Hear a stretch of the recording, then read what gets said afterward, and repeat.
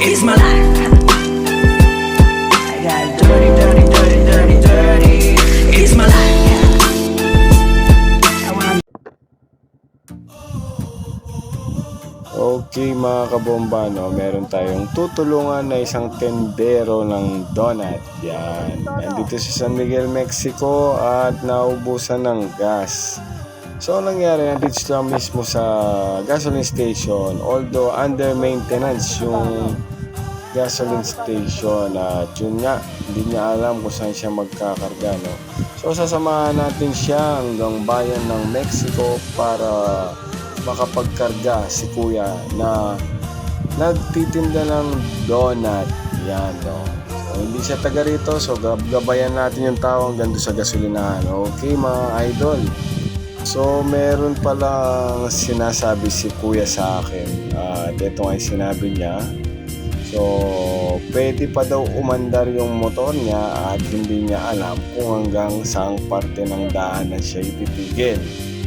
So, ang sabi ni Kabomba sa kanya, sige lang, paandarin mo at gagabayan kita hanggang kung saan titigil lang yung motor. At yun nga, pinatakbo ni kuya yung kanyang motorsiklo at gabayan natin hanggang saan aabot ang gasolina niya, no?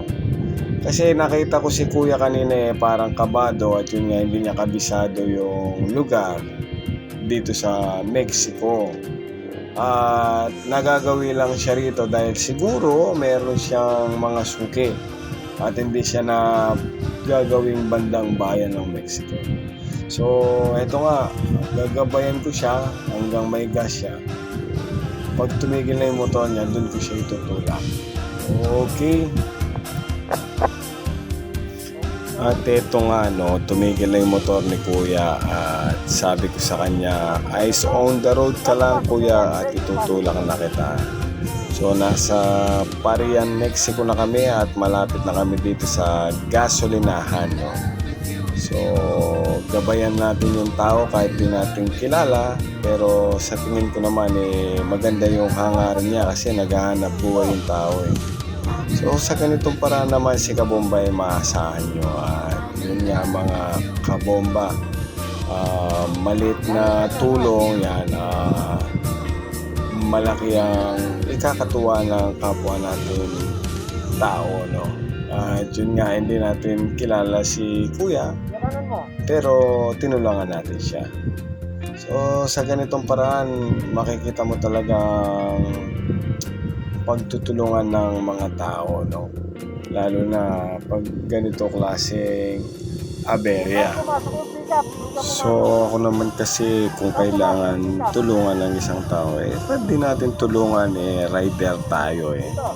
So, ito lang kinakaganda ng mga motorista, no, nagkakaisa pagdating sa bayanihan, ika nga nila. At ito nga, nasa drive-thru na kami ni Jollibee at katabi lang niyang kalsada ang gasolinahan, no. So, konting tiis na lang kuya at nandiyan na tayo sa gasolinahan. Nandito na tayo sa gasolina ni Red Hill. Shoutout sa mga pump attendant, no? At ito nga, antayin natin si kuya para makapagkarga na. So, sabi niya sa akin, ibababa niya muna yung paninda niya.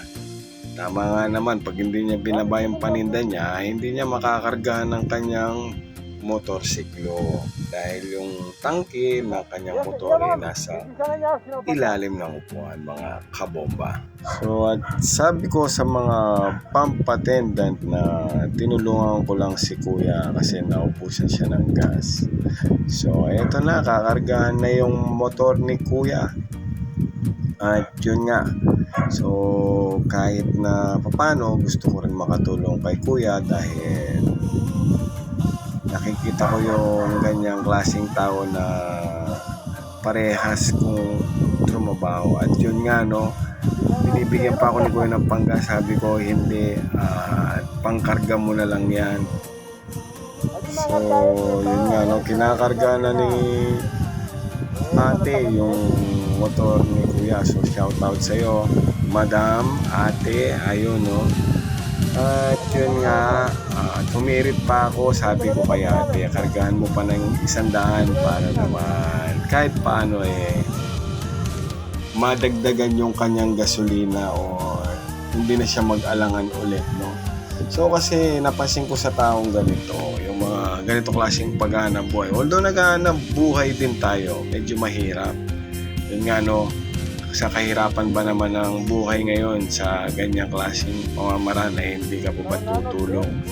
Kung kaya naman natin tumulong, bakit hindi, di ba? At yun nga no, sigurado naman natuwa si kuya sa ginawa ko sa kanya. At sinamantala ko na rin ang pagkakataon na inabutan ko ng sticker si kuya kahit paano may souvenir siya sa atin, no? Ayun kuya, ingat sa biyahe mo at sana maubos yung paninda mo, no? At ako'y aalis na. So, ingat. Ride safe sa'yo kuya. Saludo ako sa hanap buhay mo.